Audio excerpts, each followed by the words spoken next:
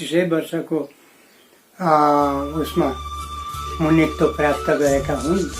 अष्टवर्षे चतुर्वेदी, 8 वर्षमा 4 वेद, 12 सर्वशास्त्रविद, 12 वर्षमा सबै शास्त्रका ज्ञाता, 16 कीर्तवान भाष्य, 16 वर्षमा जम्मैका भाष्य बनाए, 32 मुनि र बेगात, 32 मुनित्व प्राप्त गरे। त यस्ता किसिमले विद्या च अविद्या याश्च यतो दुभयश, विद्या र अविद्या दुवैको मिलन गर्दा अविद्या या मृत्युर्तुर्त्वा विद्या या मृतमश्नुते, अविद्या मृत्युतिर, विद्या अमृततिर अथवा जीवनतिर जान्छ। असत्वमा सत् गमय, तमसोमा ज्योतिर्गमय, मृत्युर्मा अमृतम गमय भनेर विगतका अभिव्यक्तिमा वेद के हो र वेदका ऋचाहरूको के कस्तो अनुबन्धन छ, के कस्तो यिनीहरूको सूक्त मन्त्रको महत्त्व र विगतका वैदिक विभिन्न 4 वेदका वैदिक सनातनी रूपको अभिव्यक्तिबारे हामीले प्रस्ताइसकेका छौँ। विशेष गरी यो अज्ञानताबाट ज्ञानतिर, अन्धकारबाट प्रकाशतिर दौडाउने भएको हुनाले यो एउटा ब्रह्म ज्ञानलाई मुखर गर्ने एउटा गुरु मन्त्र पनि मान्ने गरिन्छ र संसारको सबैभन्दा पुरानो ग्रन्थ पनि हो। हामीले भनिसक्यौँ ऋग्वेद, यजुर्वेद, सामवेद, अथर्ववेद भनेर विगतमा यसका कति ऋचा छन्, कति मन्त्र छन् भन्ने कुरो पनि यो भइसकेको छ। गुरुमुख परम्पराबाट आएर गुरुमुख परम्परा सहितको ब्राह्मण ग्रन्थको रूपमा रहेको यो शब्द भण्डारको एउटा महान आनुष्ठानिक जीवन्त एउटा पुस्तान्तर भइरहेको महाविद्या हो। त्यसैले अब यस महाविद्यालाई भनौँ क्रमशः पुस्तक आकारमा ल्याउने कुराहरू पनि पुस्तौँदै हुँदै भइपरिआएका छन्। ती पुस्तौँदै हुँदाको क्रममा त के भन्दाखेरि यज्ञमा जुन प्रयोग हुने गद्य वाक्य हो, त्यो वाक्य रूपी मन्त्रलाई नै यजु भनेर भनिएको पनि हुन्छ। त त्यो यजु छन्दमा बाँधिएको मन्त्र कहीँ गद्य तथा कतै पद्य हुने गर्छ। त्यसैले यजुर्वेद पनि यो मन्त्र संहिताको एउटा सम्पुट हो। हामीले अब 4 वेदको बारे विगतमै पनि भनिसकेका छौँ। ऋग्वेदमा धर्म, दर्शन, संस्कृति, कृषि, राजनीति, वाणिज्य लगायतका मानव समाजका विभिन्न पक्षको उल्लेख ऋग्वेदमा बृहत छ भने यस्तै यजुर्वेदमा पनि अनेक किसिमका यज्ञ प्रधान वेद र धनुर्यज्ञ चलाउने, धनुर्विद्या सिकाउने शास्त्र भएको हुनाले यो अब कृष्ण र शुक्ल गरी 2टा छ भन्ने कुरो विगतमै बहुप्रकाशित भइसक्यो। मन्त्र र ब्राह्मणको भाग दुवै मिसिएको हुनाले यजुर्वेद कृष्ण र मन्त्र ब्राह्मण छुट्टा छुट्टै भएको यो शुक्ल यजुर्वेद हो।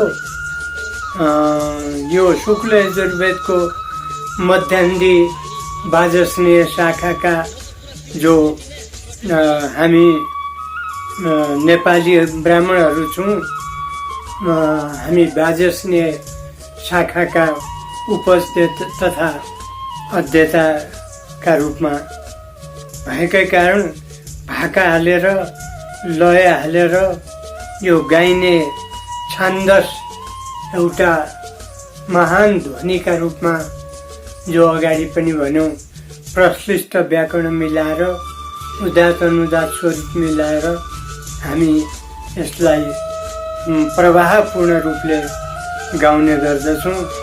त्यसैले ब्रह्मज्ञानको साथै शान्ति, पुष्टि, अभिचार, आयुर्वेद आदि लौकिक विषय पनि यजुर्वेद पश्चात सामवेदमा उल्लेख भएका पाइन्छन्। त भूगोल, खगोल, भूगोल, खगोल, अर्थशास्त्र, राजनीति शास्त्र, वनस्पति शास्त्र, जडीबुटी, मन्त्रहरूको प्रयोगद्वारा उपचार लगायत व्यापक विषय अथर्ववेदमा पनि समेटिएको हुनाले त यी सबै आफ्नै किसिमले आफ्नै मन्त्र बलको उपयोग गरेर शास्त्रीय मान्यता तथा वाङ्मयको रूप दिन प्रष्ट भएका छन्। त्यही भएर यी वेदाङ्ग अब हामीले वेदका अङ्गहरू के कति छन् भन्ने बारे वेदाङ्ग मार्फत अगाडि बढ्न जरुरी हुन्छ। हामीले भन्यौँ शिक्षा, कल्प, निरुक्त, व्याकरण, छन्द, ज्योतिष यी 6वटा वेदका अङ्ग भएको हुनाले वेदको प्रयोग, अर्थ, रहस्य बुझ्नका लागि यी 6 अङ्गलाई जान्न पनि अनिवार्य रूपमा अघि बढ्नुपर्छ, हामीले अघि सर्नुपर्छ। वेदको शुद्ध उच्चारण गर्न सिकाउने शास्त्र शिक्षा हो। त्यस्तै वैदिक संस्कारको प्रयोग देखाउने शास्त्रीय मान्यता कल्प हो। त्यसैभित्र अब स्रोत सूत्र, गृह सूत्र, पितृसूत्र यी जम्मै पर्ने गर्दछन्। पदस्वरूप र अर्थ निरूपण लगायतका विषय व्याख्या गर्ने वेदको र वेदलाई प्रतिदर्श गराउने व्याकरण हो।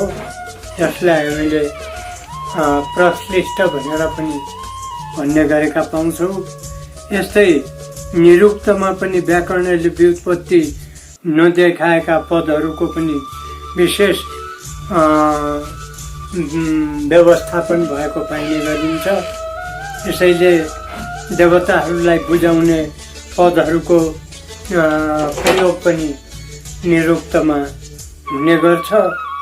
छन्द अन्तर्गत वैदिक ग्रन्थ अध्ययनका क्रममा गलाबाट निस्किने जुन परिमाणको जो बोधगम्यता हो र सूर्य चन्द्रको गति, नक्षत्र, तिथि, पक्ष, महिना, ऋतु, अयन आदि कालको निरूपण यिनै पदग्रन्थभित्र विभिन्न शास्त्रीय मान्यता लिएर ज्योतिष शास्त्र रहने गर्छ। वैदिक शास्त्र अनुकूलको 3400 वर्ष अघि लगभग यो लगध मुनिले रचना गरेको हुनाले ज्योतिष ग्रन्थलाई सबैभन्दा प्रमाणिक या प्रामाणिक ग्रन्थका रूपमा हामी पाउने गर्छौँ। त्यसो त अब ज्योतिषबारे हामी विभिन्न कुराहरू यसको प्राचीन ग्रन्थ कहिले हो भन्दा ईसा पूर्व 1350 पूर्वको हो। यो संसारकै अपूर्व प्राचीन ज्योतिष ग्रन्थ हो भनेर पनि वेदाङ्गको पहिलो वाजस्नेय पदविज्ञान र काल विज्ञान शास्त्र पनि मानिएको छ। त यसबारे हामी पछि नै व्यापक रूपले व्यक्त गर्नेछौँ। अब यस सँगसँगै वेदाङ्ग अब भनिहाल्यौँ, विभिन्न शिक्षा, कल्प, निरुक्त, व्याकरण, छन्द, ज्योतिष यी विभिन्न यिनीहरूका प्रयोग धर्मी स्वरूप र यिनीहरूका विभिन्न वैदिक आनुष्ठानिक महत्त्व पनि हामीले भनिसकेका छौँ। त यस रूपले अब यसै वेदको उपवेदलाई पनि हामीले ऋग्वेदको अर्थवेद, यजुर्वेदको धनुर्वेद, सामवेदको गान्धर्व वेद, अथर्ववेदको आयुर्वेद, उपवेद भनेर चार अलग शाखा पनि हामीले माथि नै अघिल्लो चरणमा देखाइसकेका छौँ। अथर्ववेद अन्तर्गतका अर्थशास्त्र, राजनीति शास्त्र र विभिन्न शास्त्रीय पद्धति, शकुन विचारहरू, शुक्र नीति, चाणक्य नीति आदि पनि अथर्ववेदभित्रकै महत्त्वपूर्ण उपपत्ति हुन्। अब धनुर्वेदभित्र शस्त्र अस्त्र, युद्ध कौशलता लगायतका जम्मै कुराहरू छन्। गान्धर्व वेदमा कला, सङ्गीत, नाट्य आदि विषयहरू जम्मै उल्लेखित छन्। आयुर्वेदमा मानव स्वास्थ्य सम्बन्धी र मानव मरिसकेकाहरूलाई पनि बचाइएका विषयवस्तुहरू हामी पछि वैदिक वाङ्मय अर्थात् पुराण इतिहास पढ्दाताका हामी त्यस विषयमा कति आयुर्वेदको ठुलो महत्त्व छ भन्ने कुरा, प्राकृतिक वस्तुको प्रयोगबाट स्वास्थ्य रक्षा र आयु वृद्धि गर्ने उपाय पनि पाउँछौँ। त यहाँ हामीले विशेष गरी आज चर्चा उपनिषदको विषयमा नै हामीले चर्चा गर्न खोजेको कुरो हो। त यो उपनिषद श्रुत वेद भयो भने श्रुति उपनिषद हुने गर्छ। अब श्रुत अपौरुषी अथवा सरस्वतीले लेखेर गणेशजीले बोलेर श्रुत उपायबाट भएको हुनाले यसलाई श्रुत।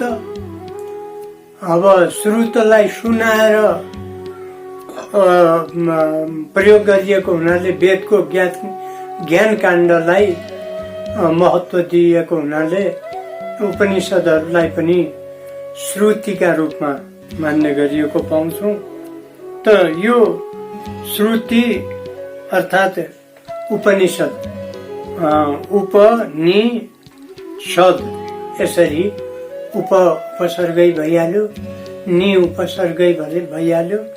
सद धातुमा या सदली धातुमा कुइ प्रत्यय लाग्यो भने उपनिषद बन्ने गर्दछ। यसरी यसले के त भन्दाखेरि गुरु चरण नजिक बस्नु, गुरु सान्निध्य भएर ज्ञानको अथाह महात्म्य पढ्नु, जान्नु, सुनाउनु र त्यो अथाह महात्म्य किनभने यो अनन्त भएकै कारणले पनि यसलाई कथा कथा भन्ने गर्छन्, वेदाङ्ग पनि भन्ने गर्छन्, वेदकै अङ्ग। तथापि गुरुहरू ऋषिहरू जङ्गलमा बस्ने हुनाले उनै सान्निध्य जिज्ञासु शिष्यहरू रहने हुनाले उपनिषदलाई कथा कथा आरण्य पनि भन्ने गरिएको हामी पाउने गर्छौँ। त यसरी उपनिषदमा जीवनको सबैभन्दा गुणतम रहस्य आत्मबोध, ज्ञानबोध रहने भएको हुनाले हिन्दू, बौद्धिस्ट र लगायतका संसारका अध्यात्मवादीहरूले दर्शनको आधारलाई पनि यसै विद्यालाई मानेर यो उपनिषदलाई शास्त्रोक्त रूपले अग्रसारण गरेका छन्। यो पनि सुफी जुन भन्ने दर्शन छ, त्यो सुफी दर्शनमा उपनिषदको प्रभाव असाध्य भएको हुनाले हिन्दू, इस्लाम, बौद्धिस्ट धर्मको एउटा सेतु ग्रन्थका रूपमा पनि सुफी दर्शन मान्ने गरिन्छ। त्यहाँ उपनिषद बारे पनि केही समीक्षा भएको बुझिएको पाइन्छ। त बृहदारण्य उपनिषद सबैभन्दा लामो, छान्दोग्य उपनिषद सबैभन्दा पुरानो, माण्डुक्य उपनिषद सबैभन्दा सानो र यस किसिमले यी उपनिषद संस्कृत भाका मिलाएर र दैवीय शक्तिको एउटा अनुचरक बनाएर त्यसमा विभिन्न छान्दस ध्वनि पनि रहने गरेका पाइन्छन्, छान्दस मन्त्र पनि छन्। जस्तै यी ऐतरीय उपनिषदहरू पुराना जो छन्, कौशितकी ऋग्वेदसँग सम्बन्धित छन् भने केन छान्दोग्य उपनिषद सामवेदसँग छन्। यस्तै ईश तैतरीय बृहदारण्यक उपनिषद यजुर्वेदसँग संलग्न छन् र प्रश्न मुण्डक यी उपनिषदहरू अथर्ववेदसँग सम्बन्धित छन्। त्यसैले यी पुराना पद्य रचनाहरूले वेदकै ध्वनिलाई प्रतिध्वनित गरेको हुन्छ पाउँछौँ। जस्तै सहना भवतु सहनौ भुनक्तु सह वीर्यं करवावहै तेजस्विनां विद्विषावहै ओम शान्ति शान्ति शान्ति। यस्ता प्रकारले यी वेदकै प्रतिवचन प्रतिध्वनित गरेका हुन्छन्। एवं पूर्णमद पूर्णमिदं पूर्णात् पूर्णमुदच्यते पूर्णस्य पूर्णमादाय पूर्णमेवावशिष्यते। यसरी कठोपनिषदमा सबैतिरबाट पूर्ण होस् भनेर पूर्णत्वको बोध गराएको हामी पाउने गर्दछौँ। त उपनिषदहरूलाई, यिनका महावाक्यहरूलाई रामकृष्ण मठका संस्थापक मध्ये स्वामी परमानन्दले प्रतिपादन गरेका दुईटा महावाक्य पनि यहाँ तत्त्वमसि भनेर, तत्त्व तोम तिमी स्रष्टा अस्तित्वमा छौ र अहम ब्रह्मास्मि म ब्रह्मा हुँ भनेर यस किसिमले परमपद परमानन्दले उपनिषदलाई तत्त्वमसि का रूपमा पनि सर्वव्यापक बनाएका छन्। हामी दर्शनमा पनि तत्त्वमसिलाई सबैभन्दा भनौँ ईश्वर प्राप्तिको एउटा प्रमुख साधन हो अथवा ब्रह्म सम्मित ज्ञान प्राप्त गर्ने। अब उपनिषद रचना कहिले कसले भन्ने कुराहरू विभिन्न थरी थरीका मतान्तर। अब यो त एकदम पुरानो परापरा दुवैकालीन विद्या भएको हुनाले मतान्तर हुनु स्वाभाविकै हो। कतिपयले विद्वानहरूले 5000 ईपूदेखि ईसाको 4000 ईपू पनि भनेका छन्। कतिपयले यसलाई 2000 ईपूदेखि 1400 ईसा पूर्वको पनि भन्ने गरेका छन्। त यी भनाइहरूको परिदृश्यमा हामीले जाँदा अब त्यो वेदका मन्त्र स्रष्टा जो ऋषिहरूको जो क्रमबद्धता हो, त्यो क्रमलाई बुझ्नु पर्दा उपनिषदको रचनाकाल उल्लेख्य मात्रामा यकिन गर्न सकिँदैन। किनभने पूर्णतया यो निर्वैयक्तिक आधारमा हो भनेर विभिन्न ज्ञाता दार्शनिकहरूले भनेका छन्। ग्रीक दार्शनिक प्लेटोले पनि आफ्ना व्याख्याहरूमा यो उपनिषदको प्रारम्भिक अनुवाद सम्पादन गर्ने कोसिस गरेका छन्।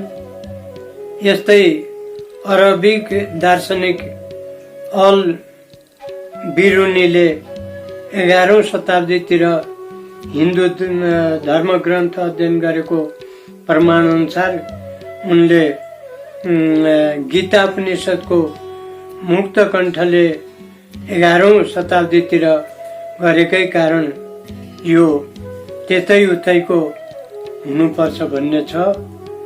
एवं रीतले शाहजहाँको जेठो छोरा दारा शिकोहले पनि काश्मीरका पण्डितहरूको मद्दतबाट 1644 देखि 1650 को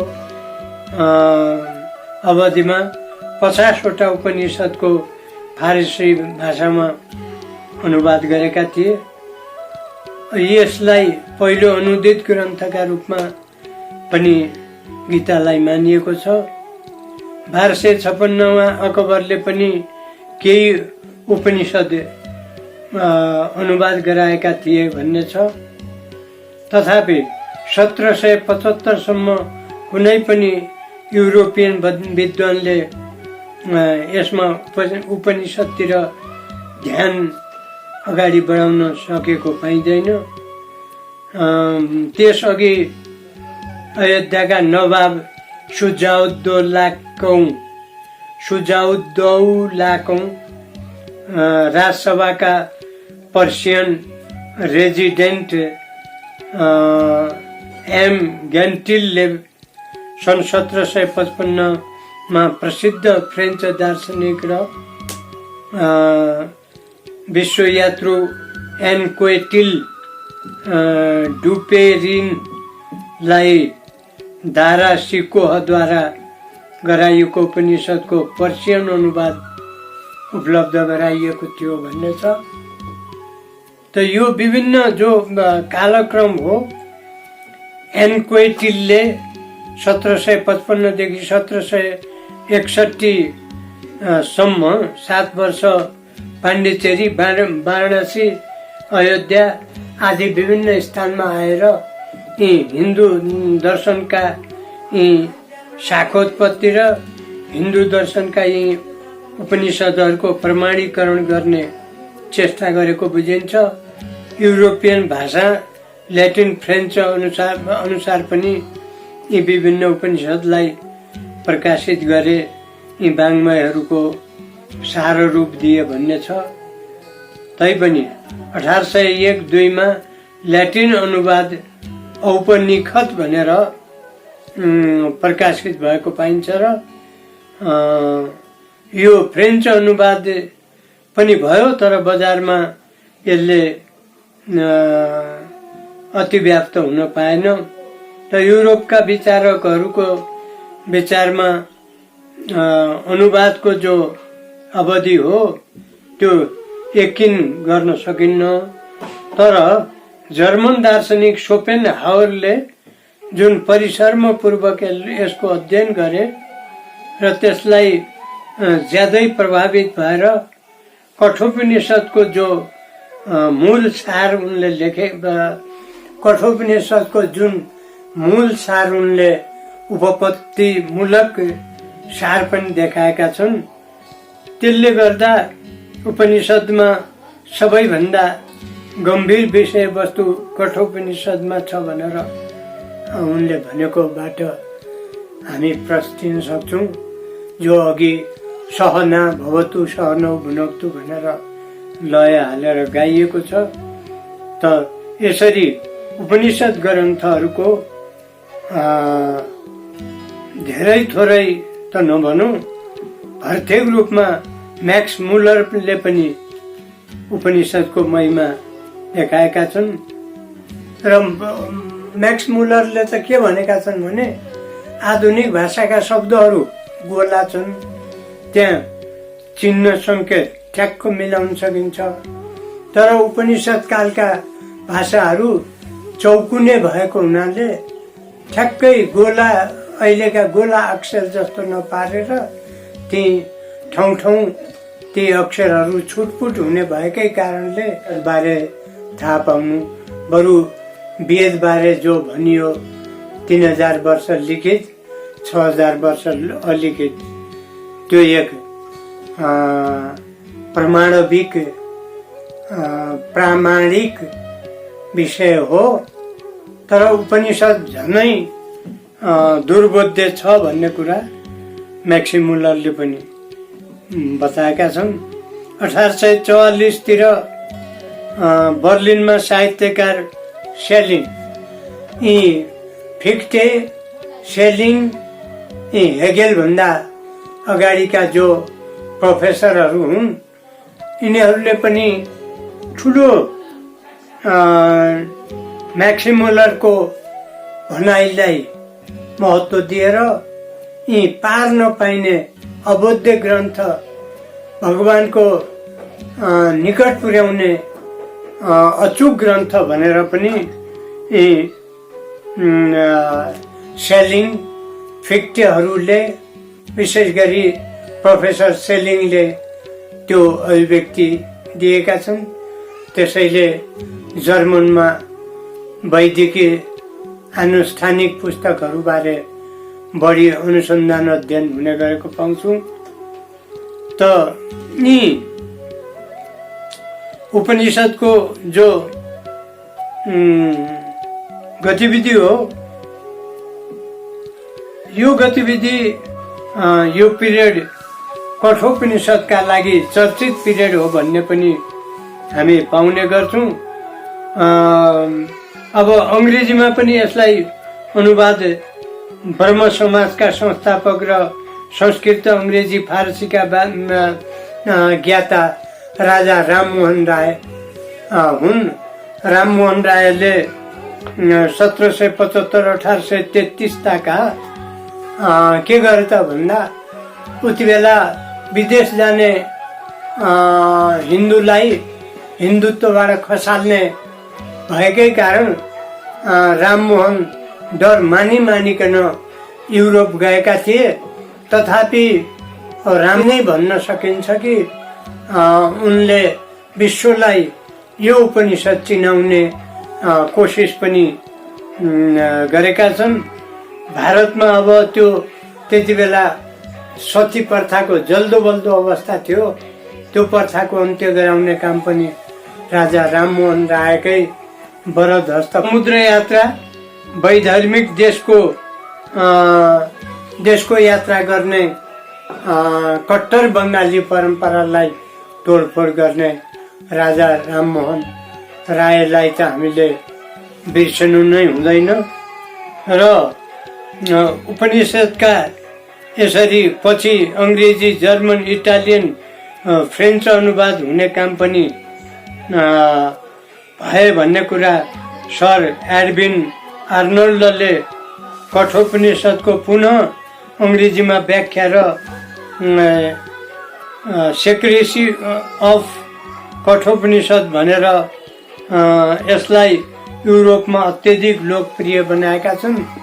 परम तत्वावधानमा परमानन्दले 4 उपनिषद ईशा, कठ, केन, मुण्डक उपनिषदको मूल संस्कृतबाट अनुवाद गरी अङ्ग्रेजीमा अनुवाद गरी 1909 पस्किए। त्यसैलाई ब्रिटिस शिष्यहरूलाई प्रवचनका रूपमा पोख्त गरे। यो पनि एउटा अद्वितीय काम भएको छ। यसको अवधि हेर्दा 1919 पुस्तकाकारका रूपमा यो प्रवचनलाई लिएको पाइन्छ। त युरोपेली पाठकहरूले त्यसपछि तन्मयताका साथ यी अनुवादतिर लागेको ब्रिटिस कवि मार्टिन सिमोर स्मिथले पनि यसमा आफ्नो विधामा उल्लेख गरेका छन्। र यी प्रभावशाली पुस्तकहरूको रूपमा जो श्रीमद् भागवत गीतालाई त अझ सबै उपनिषद मध्ये समष्टि नै हो भनेर भनेका छन्। यसमा इमर्सन, थोरो, कान्ट, शोपेनहावर र अन्य दार्शनिकहरू यो गहनताबाट प्रभावित भएका छन्। अब यी शोपेनहावर भए, कान्टहरू भए, थोरोहरू भए, अनि हामीले अगाडि भन्यौँ सेलिङ, फिक्टेहरू भए, यी त आलोचनात्मक विज्ञानवादका ज्ञाता थिए। त आलोचनात्मक विज्ञानवादका ज्ञाता मात्र नभएर युरोपलाई साहित्यले एउटा स्वर्णिम युगको रूपमा देखाउन सक्ने विज्ञ पुरुषका रूपमा पनि हुन्। त यिनैको कालमा एउटा नयाँ युग आयो। एवं रीतले गर्दै जाँदा उपनिषदको झन् यति सान्दर्भिकता र यति महात्म्य बढ्दै गयो। राल्फ वाल्डो इमर्सनले भनौँ इमोर्टिलिटी भन्ने निबन्धमा त कठोपनिषदका यी जम्मै बल्लीहरूलाई एक एक गरेर अंकित गरे। संख्या भन्ने हो भने त 1280 छ। श्रीराम आचार्यले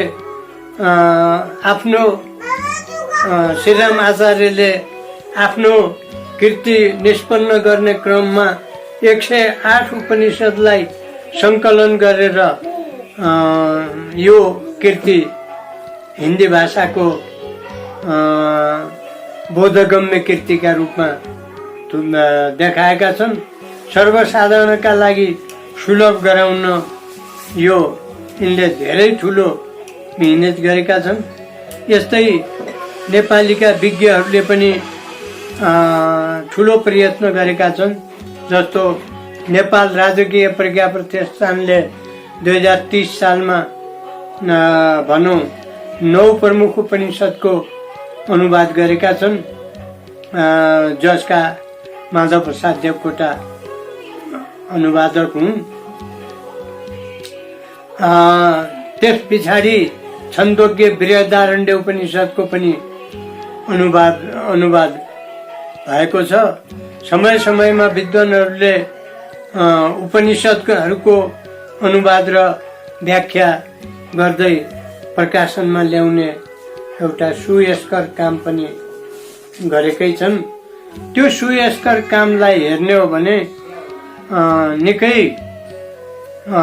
2072 मा डिकुरा पब्लिकेसनले पनि प्राध्यापक रामचन्द्र भट्टको उपनिषदमा के छ भन्ने यो पुस्तक प्रकाशन गरेर निकै कीर्तिमान अगाडि बढाएको पाउने गर्छौं। त यसले अब उपनिषदको महिमा यति बढ्यो। सन्देहवादी प्रसिद्ध दार्शनिक ह्युमले, ग्रीक दार्शनिक ह्युम भए, सोक्रेटिस भए, एरिस्टोटल भए, प्लेटो भए, यी ग्रन्थहरू त म पढ्छु, मैले पढेँ। तर जति शान्तिदायी, जति महत्त्व मैले उपनिषद विधामा पाएँ त्यति अन्त कतै छैन भनेर सन्देहवादी दार्शनिक ह्युमले पनि त्यस किसिमले मुक्त कण्ठले प्रशंसा गरेका छन्। अब माथि भनौँ मुगल सम्राट शाहजहाँका पुत्र दारा शिकोहले पनि कुरान, तौरेत, इन्जिल, जबुर तमाम ग्रन्थ पढेको छु। तर ईश्वर सम्बन्धी जुन उपनिषदमा वर्णन छ त्यो वर्णनले मात्र मेरो पठनको तिर्खा मेटेको छ भनेर यसरी मुक्त कण्ठले उनले पनि प्रशंसा गरेका छन्। आत्मबोध र आत्मज्ञान प्राप्त गर्ने, शान्ति सच्चा आनन्द दिने यो उपनिषद महान महात्म्ययुक्त छ भनेर हजरत नबीले पनि एक साथ मुक्त कण्ठले प्रशंसा गरेका छन्। आचार्य रजनीशले त अब भनेकै छन् सबभन्दा अनौठा संसारका पुस्तकहरू उपनिषद हुन्। तिनमध्ये पनि कठ उपनिषद सबैभन्दा मुक्त कण्ठले प्रशंसा गर्न योग्य कृति हो भनेर रजनीशले पनि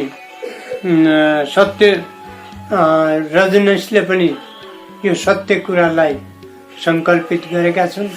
यही कुरालाई सत्य साई बाबाले पनि उद्बोधन गरेका छन्।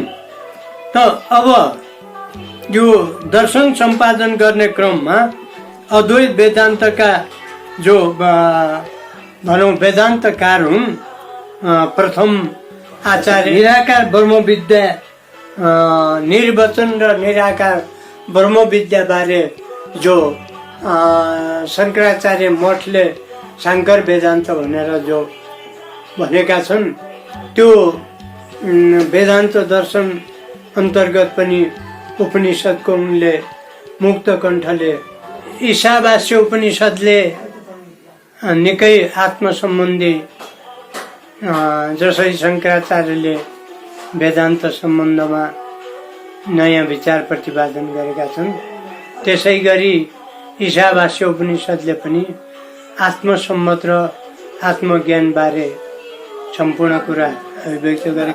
प्रष्टता त छैन, तथापि अब यिनलाई कहीँ 1180 भनिएको छ, कहीँ अब त्योभन्दा पनि बढ्ता छन् भनेर भनिएको छ। एउटा साधारणत हेर्नुपर्दा व्यासले माण्डुक्य उपनिषदलाई यजुर्वेदबाट के अरे माण्डुक्य उपनिषदलाई यजुर्वेदबाट पृथक गराउँदा मात्र, प्रयत्न गरेर मात्र माण्डुक्य उपनिषदलाई छुट्याउन सकेको कुरो यो उपनिषदकालीन अवस्था र व्यासको कृष्णद्वैपायन व्यास होइनन् कि आदि व्यासको लेखनले कति ठुलो सिद्ध हस्तकलमले यो छुट्यायो होला भन्ने एक आश्चर्यान्वित गर्ने काम त छँदैछ। त सामान्यतया कृष्ण द्वैपायन जस्ता सङ्कलकहरूलाई पनि पाइसकेको कुरो त्यति महाभारत भइसकेको छ भने अप्राप्य कुरो ब्रह्मबोधि ज्ञानबाट प्राप्त गर्ने कुरो कसरी यो यस किसिमले निर्मित भयो भन्ने थप महाआश्चर्यको विषय पनि हामी पाउने गर्दछौँ। ऋग्वेदका कुल 21 शाखा छन् भने त्यसमा 21वटा निस्किएका छन् भन्ने छ। यजुर्वेदका 109 शाखा छन्, 109 उपनिषद बने भन्ने छ। सामवेदका 1000 शाखा छन्, त्यति नै उपनिषद बन्ने भन्ने छ। त यसरी अथर्ववेदका 50वटा शाखा छन्, 50वटा उपनिषद बन्यो भने यी सङ्ख्या हेर्दा त 1180 हुन आउँछ। तर अधिकतम उपनिषदहरू अप्राप्य भएको हुनाले लोप हुँदै गर्दा जर्मन सङ्ग्रहालयमा पाइए अनुसार 260 उपनिषद छन्, सुरक्षित राख्न सकेका छन्। आदि शङ्कराचार्यले पनि 108 उपनिषद मध्ये 10वटा उपनिषदको भाष्य गर्न सफल भए। 10 उपनिषद अब जस्तै तल हामी क्रमशः चारण्यक, छान्दोग्य, ईश, केन, कठ, माण्डुक्य, मुण्डक, तैत्तरीय, ऐतरीय, श्वेताश्वर र यसरी अन्य उपनिषदहरू पनि शेष 98 उपनिषदलाई गिन्ती गरे। अति छिचोल्नै नसकिने वस्तु स्थिति भएको हुनाले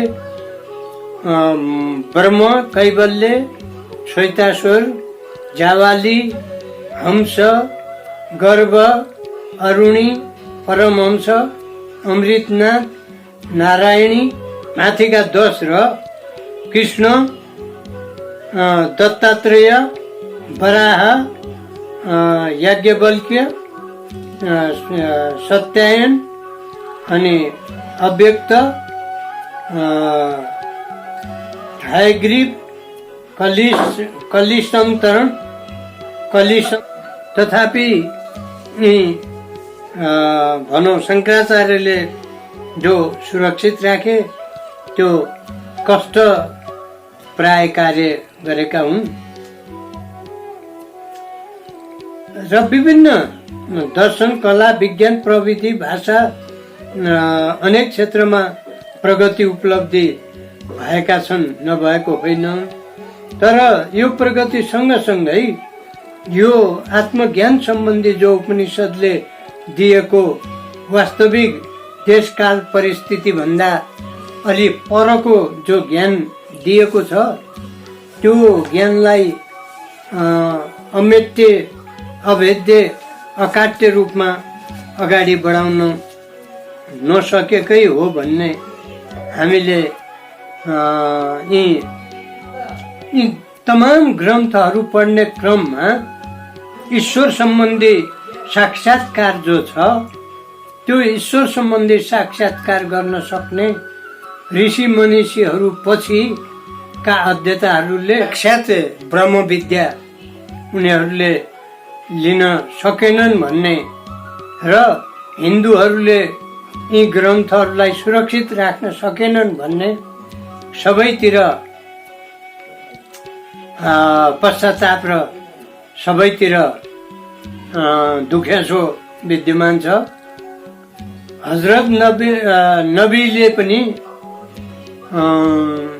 के भनेका छन् भने आत्मालाई शान्त पार्ने र जीवनलाई शान्त पार्न जति उपनिषदको महत्त्व छ त्यति अरू ठाउँबाट कहीँ छैन भनेर यसरी जीवनको मार्ग प्रशस्त हुने कुरा हजरत नबीले पनि आफ्नो उपस्थापनमा, आफ्नो पुस्तकीय उपस्थापनमा व्यक्त गरेका छन्।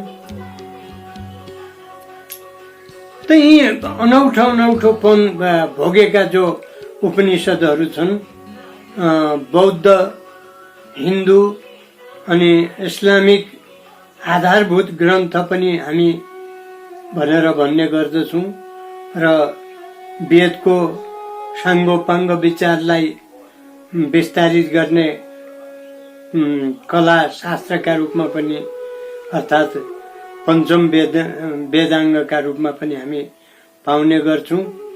त 5000 ईस्वी पूर्वदेखि 4000 ईस्वी पूर्वसम्म यिनीहरूको उत्पन्न काल हो भन्ने धेरैको भनाइ छ। 2000 ईस्वीदेखि 1400 ईस्वी पूर्वको हो भन्ने कतिपयको मत छ। त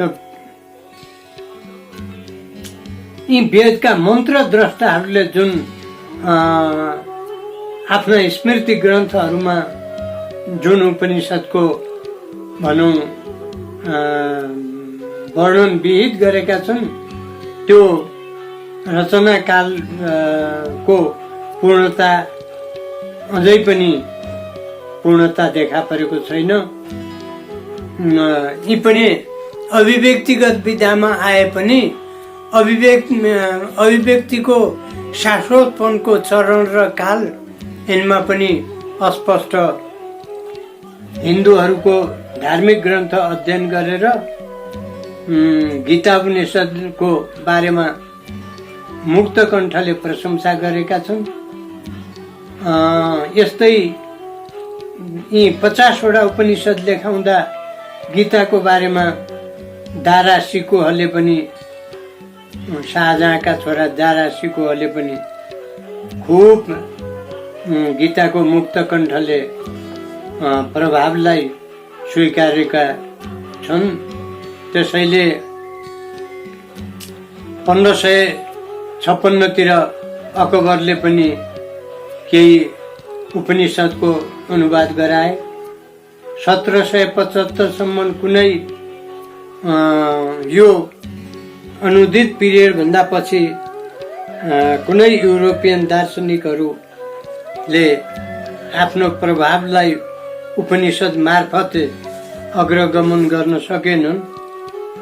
यसरी आफ्नो प्रभावलाई कुण्ठित पार्दै गर्दा यी उपनिषदहरू क्रमशः भनौँ क्रमशः यी उपनिषदहरू क्रमशः समस्याको जालोमा रहँदै गरे। यो समस्याको निस्तारणका लागि करिब करिब अब विद्वत वर्गहरू समुपस्थित भएर तन्मयताका साथ लाग्दा यसलाई 260 उपनिषदहरूलाई उनले मुखर गराएका छन्, जसमा 108 उपनिषदहरू सुरक्षित राखेका छन्। त यी 108 उपनिषदलाई भनौँ बाँड्ने क्रममा यिनलाई 3 खण्डमा बाँड्ने क्रम श्रीराम शर्मा आचार्यले 108 उपनिषदलाई 3 खण्ड क्रममा बाँडेका छन्।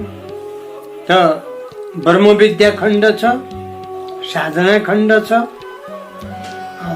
अनि त्यस पछाडि ज्ञान खण्ड छ। ज्ञान खण्डमा भन्नाले 24वटा आउँछन् उपनिषद राखिएका छन्। यस्तै ब्रह्मविद्या खण्डमा यसमा 40वटा जति ब्रह्मविद्या खण्डमा छन्। यस्तै 42वटा जति साधना खण्डमा छन्। त भनेपछि 108 42 दुना 84, 84 र 24 गर्दाखेरि 108 उपनिषदहरू यस किसिमले निर्मित भएका छन्। त यिनलाई हाम्रो सम्पत्तिका रूपमा हामीले सुरक्षित पाउने क्रममा के प्राप्त गर्यौं, के प्राप्त गरेनौं भन्ने कुरो हामी जो 108 आउँछ। यी बाहेक पनि अब नारायण, नृसिंह, राम तपनी, गोपाल यिनलाई पनि उपनिषदकै रूपमा मान्ने गर्छन् र मुख्य उपनिषद र गौण उपनिषद पनि भन्ने गर्छन्। त जे जति विषय वस्तुको गम्भीरता छ त्यो विषय वस्तुको गम्भीरतालाई आधारभूत कुरा मानेर हामीले सर्वसम्मत बुझ्न जरुरी के छ भने आखिर उपनिषद के हुन् त भन्दाखेरि यी जुन ईश, ऐतरेय, कठ, केन, छान्दोग्य, प्रश्न, तैतरीय, बृहदारण्य, माण्डुक्य, मुण्डक, त कौशितकी यी बाहेक पनि अब कौशितकीलाई पनि जोडिन्छ, उत्तिकै महत्त्वपूर्ण छ। मैत्रायणी अब याज्ञवल्क्यकी पत्नी मैत्रेयीले उपनिषद बनाएर गएको अवस्था छ, आफू मानवप्रास्ति हुँदा मैत्रायणी, अनि श्वेता श्वेतर, यसरी विभिन्न 108 भन्दा पनि अब के अरे 10 भन्दा पनि ती 3 अतिरिक्त उपमिले श्रुत ग्रन्थका श्रुतिहरूलाई या श्रुतिसारहरूलाई व्यक्त गर्दै जाँदा कमसे कम 108 संख्या नभए पनि जुन 10वटा संख्या प्राप्य आदि शङ्कराचार्यद्वारा सुरक्षित जो भन्यौं त्यो पनि यसको अलौकिक पक्ष मुनित्व प्राप्त गरेका हुन्। अष्टवर्षे चतुर्वेदी, 8 वर्षमा 4 वेद, 12 सर्वशास्त्रविद, 12 वर्षमा सबै शास्त्रका ज्ञाता, 16 कीर्तवान भाष्य, 16 वर्षमा जम्मैका भाष्य बनाए, 32 मुनि र बेगात, 32 मुनित्व प्राप्त गरे। त यस्ता किसिमले 10वटा सुरक्षित गरेर जो गए, ती अनुपम उपहारहरूको सेरोफेरोलाई हामीले हेर्दा पहिलो ईशावास्य उपनिषद जो छ यो चाहिँ के भन्दाखेरि ईशावास्य मिदम सर्व यत् किञ्चित् जगत्याम जगत् तेन त्यक्तेन भुञ्जिया मा गृध कस्यचित धनमबाट भएको हुनाले यो उपनिषद्लाई नै स्वत ईशावास्य उपनिषद भनिएको छ। त यस उपनिषदले पनि मुक्तिकामी मार्ग प्रशस्त गराएको छ। यो पनि शुक्ल यजुर्वेदकै मध्यान्ह शाखाको 40 अध्याय विनिर्मित एउटा सशक्त अध्यात्म ज्ञानको एउटा ग्रन्थावली हो। यसमा मन्त्र भने 18 उपलब्ध छन्। त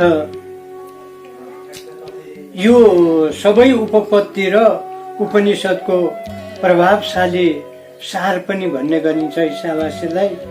यस उपनिषदमा अब आत्म सम्बन्धी आदर्श, ऋषिका कर्महरू, उनीहरूका परवर्तीहरूका कर्मयोगहरू, दिग्दर्शनहरू, ज्ञान भए समुचित मानवीय जीवन कर्म पद्धतिसँग समन्वित कार्यहरू यस उपनिषदमा समावेश छन्। कर्म तथा ज्ञानको समुचित समन्वय नभएर सर्वाधिक जीवन तत्त्व खुल्दैन भनेर तत्त्वमसीको बारेमा पनि केही हदसम्म यसमा पनि पाइने गर्छ। ईशावास्य उपनिषदले आत्मैकत्व विज्ञान भनेर आत्मतत्व नै विज्ञान हो, जो एकदम ब्रह्म सम्मित छ र जो निर्गुण निर्वचन छ भनेर आदि शङ्कराचार्यले व्यक्त गरेका छन्। त यो अभिव्यक्ति सँगसँगै आत्मा सर्वगत शुद्ध अशरीराणी अक्षेत स्नायुरहित निर्मल पापरहित सर्वद्रष्टा सर्वज्ञ सर्वोत्कृष्ट सर्वोपमृतम भनेर यस किसिमले आत्मतत्त्वको बोधगम्यता पनि भएको हामी पाउँछौँ। र विद्या र अविद्याका स्वरूप पनि यस उपनिषदमा श्वेताश्वरमा प्रशस्त खुलाइएको छ, प्रष्ट पारिएको छ।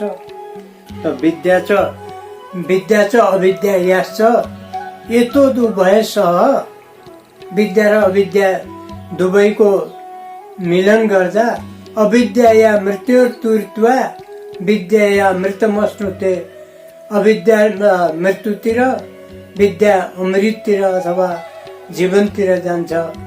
असत्वमा सद्गमय तमसोमा ज्योतिर्गमय मृत्युर्मा अमृतम गमय भनेर यस किसिमले बडा मार्मिक रूपले पनि यो विद्या र अविद्या बारे प्रस्ताएको छ।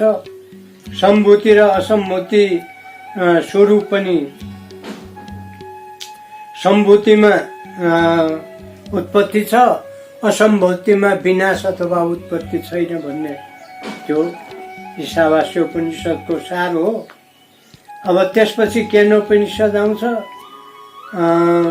तवलकार शाखा मार्फत निस्किएको हुनाले सामवेदको सबैभन्दा सशक्त ज्ञान काण्ड ज्ञानपुञ्ज केनोपनिषद हो।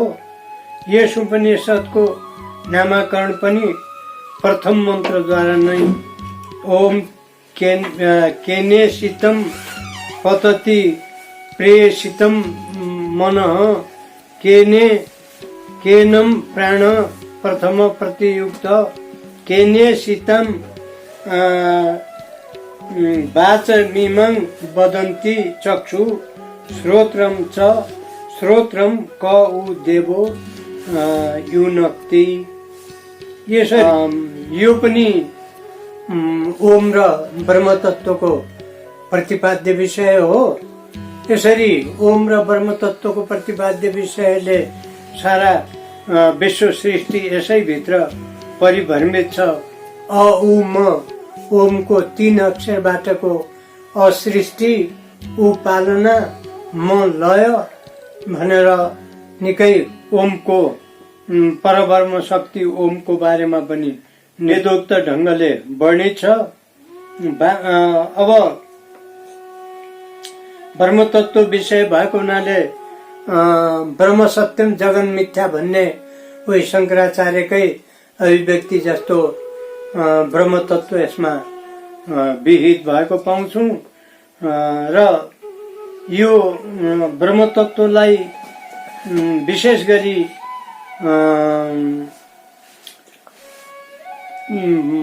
पद भाष्य र वाक्य भाष्य भनेर शङ्कराचार्यले दुईटा पद भाष्य वाक्य भाष्य भनेर केनोपनिषदमा पनि 4 खण्ड छन्,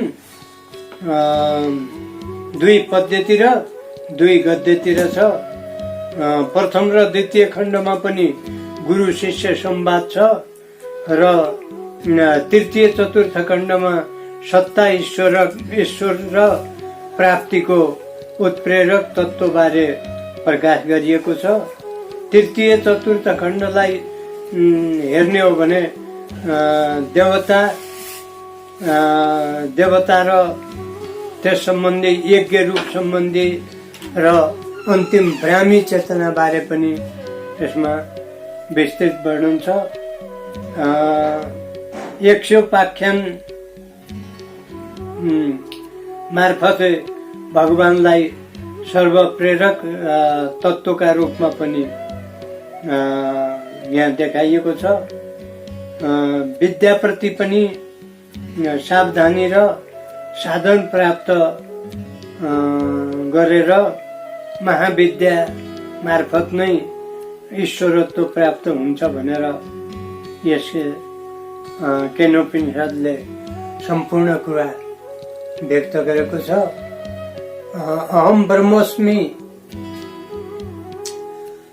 भन्नेलाई नै बढी यसले मुखर गरेको छ र सारमा यिनै केनोपनिषदमा पाउने गर्छौँ।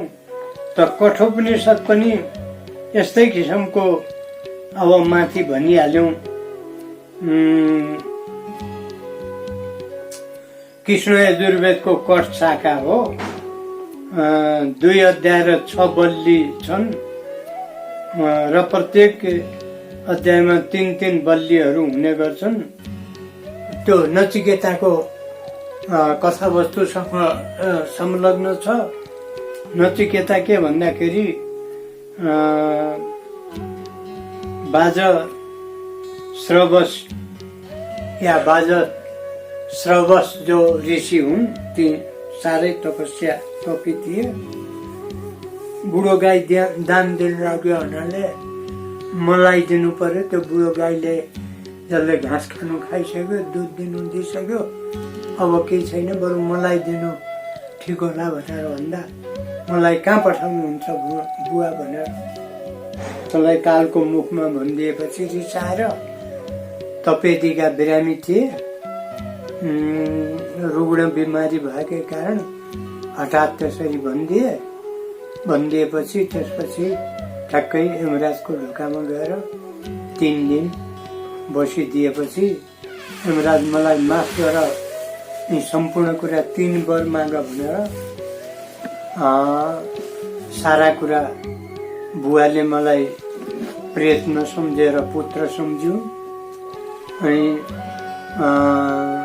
हवन अग्निमा सबैभन्दा श्रेष्ठ अग्नि नचिकेताको रूपमा सबैले पुज्यौँ र अन्तिम श्रेष्ठ मार्ग या मोक्ष मुक्ति मार्ग मलाई प्राप्त हुनु पर्यो भनेर यस किसिमले उनले यो नचिकेताकै विशद वर्णनमा आधारित छ। त त्यसो भएको हुनाले यो कठोपनिषद सबैभन्दा श्रेष्ठतम उपनिषदका रूपमा हामी पाउने गर्दछौँ। अब त्यसपछि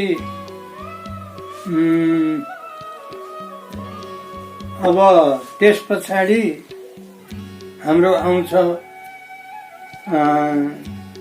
प्रश्नोत्तर उपनिषद। प्रश्नोत्तर उपनिषद पनि अथर्ववेदकै पिपलाद शाखाको ब्राह्मण सत्य स्वरूप भाग मान्ने गरिन्छ। विभिन्न पिपलाद ऋषिद्वारा सुकेशा, सत्यवान, आश्वलायन, भार्गव, कात्यायन, पिपलाद ऋषिद्वारा सुकेशा, सत्यवान, अश्वलायन, भार्गव, कात्यायन, कबन्द यी 6 ऋषिलाई सम्झाउने क्रममा यो प्रश्नोत्तर उपनिषद विद्यमान छ। प्रश्न उत्तर मा आबद्ध भएकै कारण यसलाई प्रश्नोत्तर उपनिषद भनिएको हो। प्रश्नोत्तर उपनिषदमा शिष्य ऋषिहरूले 6वटा अनेक प्रश्न गरेका छन्। त्यसको भनौँ पिपलादले उत्तर दिएका छन्। प्रश्नोत्तर यस किसिमले ब्रह्मविद्या सम्बन्धी छ।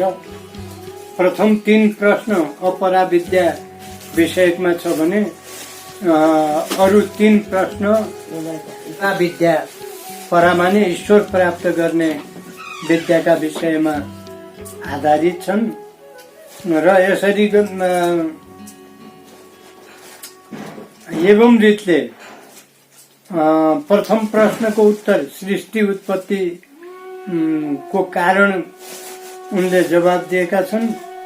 द्वितीय प्रश्नको उत्तरमा प्राणको रूप कस्तो हुन्छ त्यसबारे निर्क्योल गरेका छन्। तृतीय प्रश्नको उत्तरमा प्राण उत्पत्ति स्थिति र निरूपण बारे छ। चतुर्थ प्रश्नको उत्तरमा जागरण स्वप्न दर्शन चतुर्थ प्रश्नमा छ। पंचम प्रश्नको उत्तरमा ओमकारमा ब्रह्म निष्ठा र अघि बताए जस्तै अ उ म, अ उत्पत्ति, उ पालन, म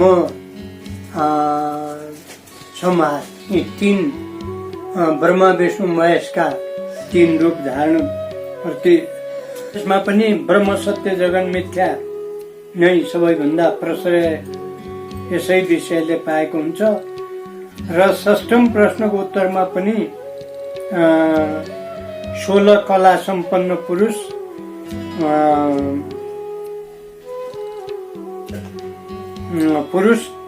यो 16 कला सम्पन्न पुरुष एकदम सर्वगुण सम्पन्न सर्वव्याप्त हुन्छ भनेर ईश्वरको अर्को रूप हो भनेर जनाएको छ। यस किसिमले प्रश्न उपनिषद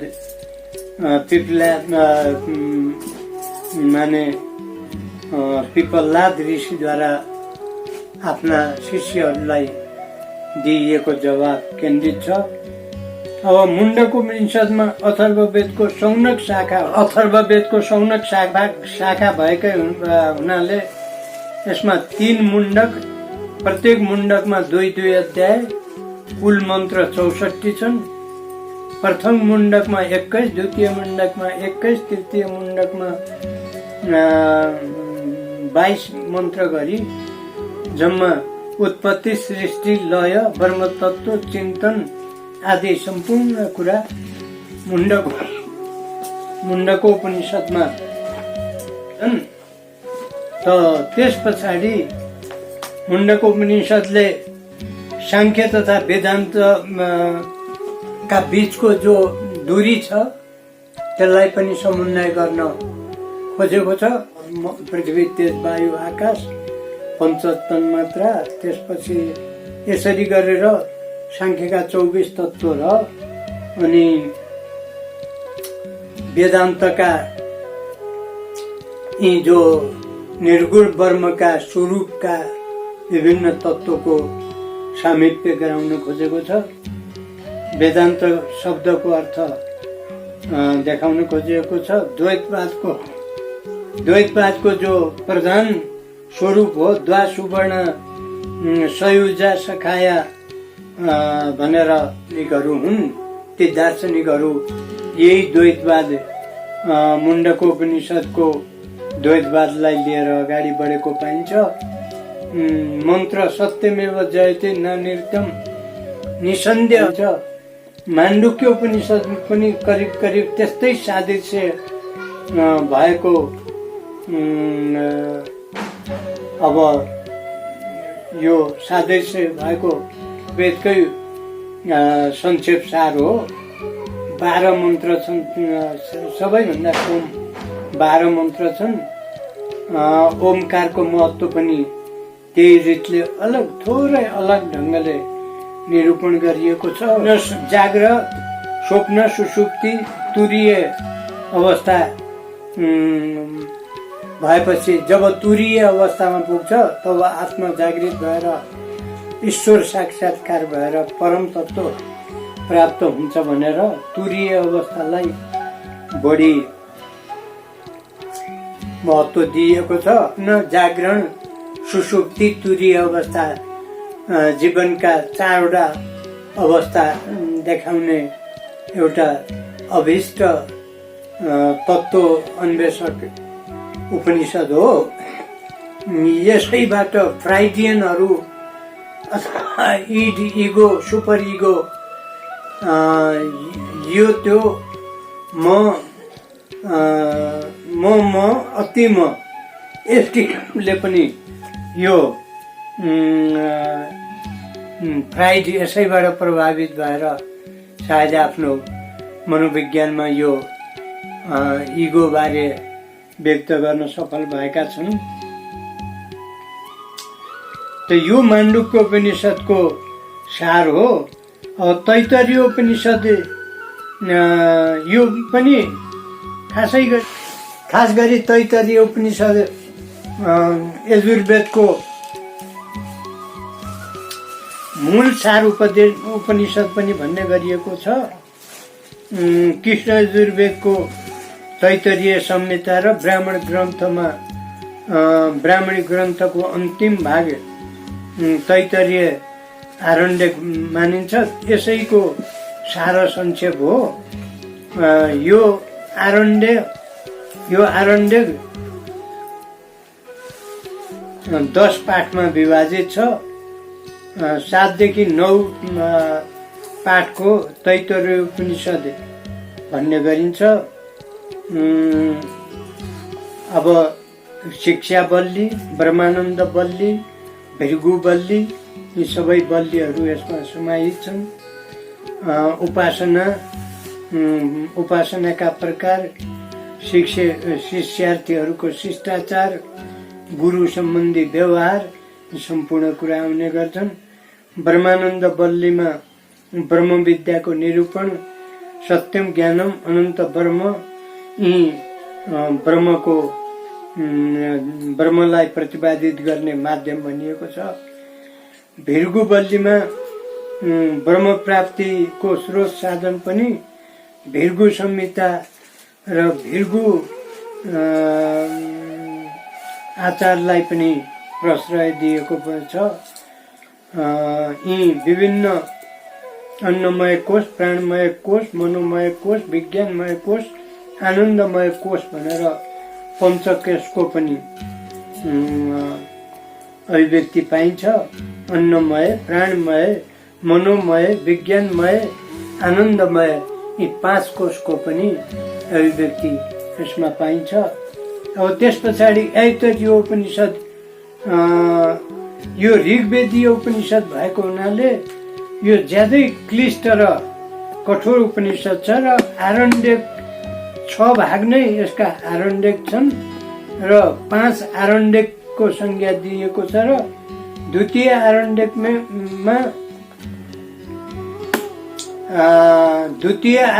भित्र 4 देखि 6 अध्यायलाई ऐतरेय भनेर भनिएको पाइन्छ।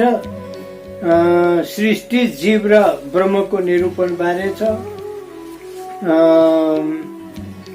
यी विभिन्न यसरी सृष्टि, जीव, ब्रह्म कसरी उपपत्तिमूलक अवस्था कसरी प्राप्त हुन्छन् भन्ने बारे पछि हामी गीतामा यी सब कुरा आद्योपान्त 18 अध्याय मार्फत भन्ने नै छौँ। अब छान्दोग्य उपनिषदमा एकदम सामवेदको कौथुम शाखासँग यो संलग्न छ।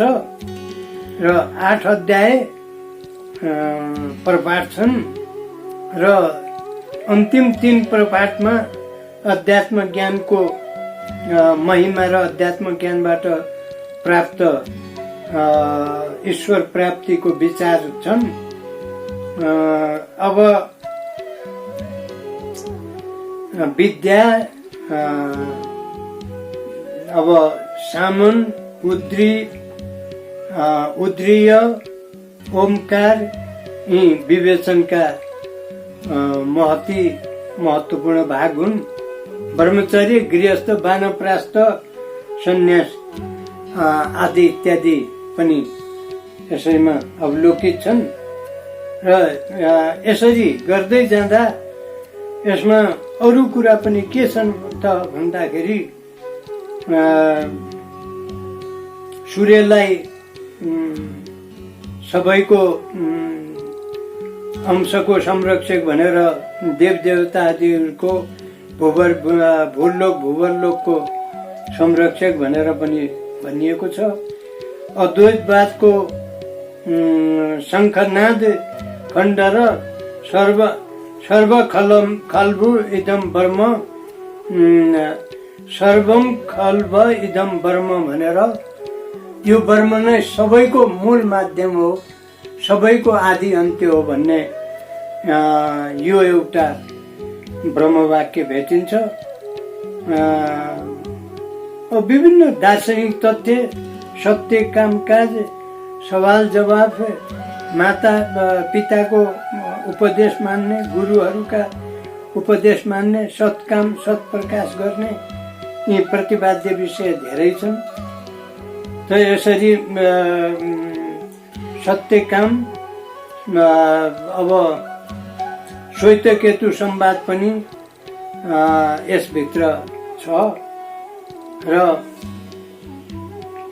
अब महर्षि आरुणी र तिनले दिएको सिद्धान्तको प्रतिपादन पनि यसमा पाइने गर्छ।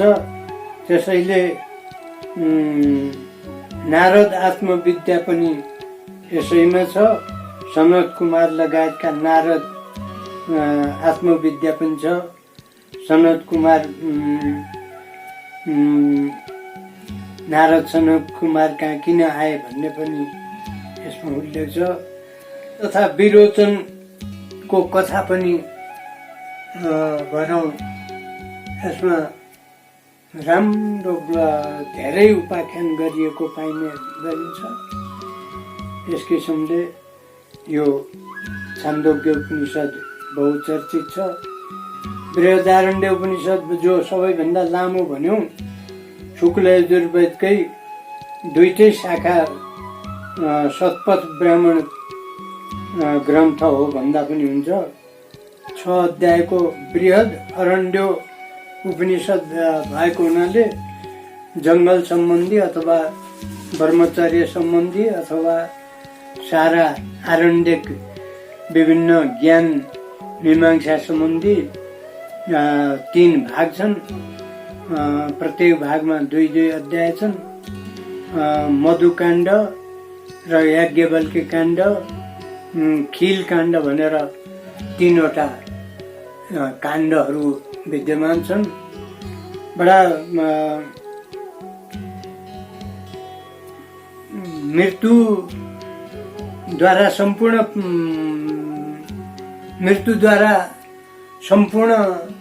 पृथ्वीको भार उतार हुन्छ भन्ने कुरा पनि, अन्तिम मृत्यु सत्य हो भन्ने कुरा पनि केही यसमा वर्णन पाइन्छ र आख्यानमूलक पनि रहेको हुनाले यसमा आख्यान विधाको बढी अभिव्यक्ति पाइन्छ।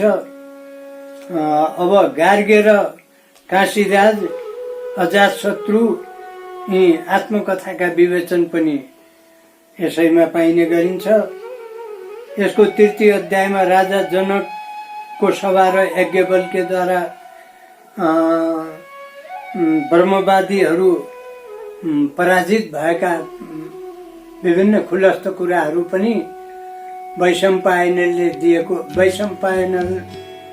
दिएको चुनौती हामीले 115वटा शाखा अथवा पीठ राजा जनकको दरबार वरपर पनि कैयौँ यस्ता ज्ञानमूलक शक्तिपीठहरू सञ्चालन गरेका कुरा पनि पाइन्छन्। मध्यमा नीतिपरक सृष्टि विषयक तथा परलोक विषय सम्बन्धी पनि विवेचन पाइन्छ। प्रवहन, जाबाली तथा श्वेतकेतु, आरुण्य यिनका सबैका दार्शनिक सवालहरू पनि त्यसमा भेटिन्छन्। यो भयो हाम्रो अब श्वेताश्वतरोपनिषद जो छ, श्वेताश्वरोपनिषद र कौशितक्योपनिषद, मैत्रेय मैत्रायणी उपनिषद यी पनि अब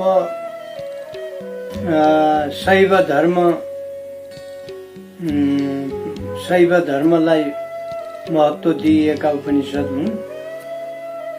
कौशितकी उपनिषद अब ऋग्वेदीय कौशितकी आरण्यक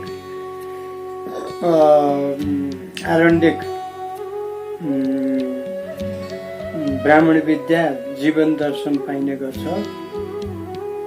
यस्तै प्रकारले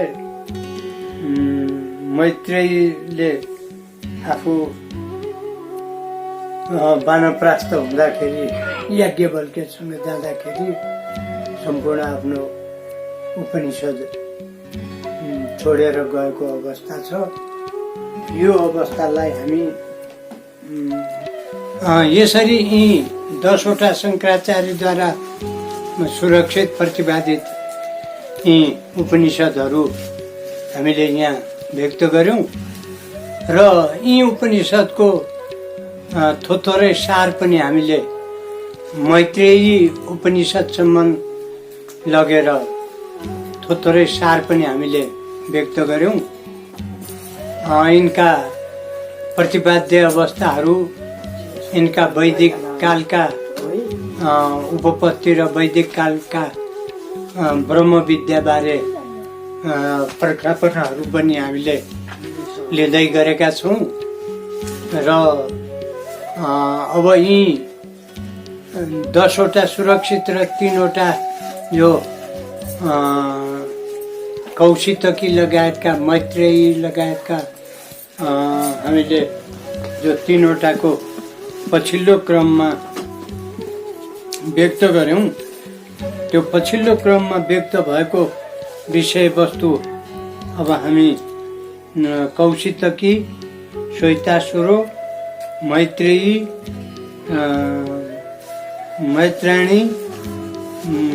मैत्रायणी जे भने पनि यी उपनिषदहरूले सबैलाई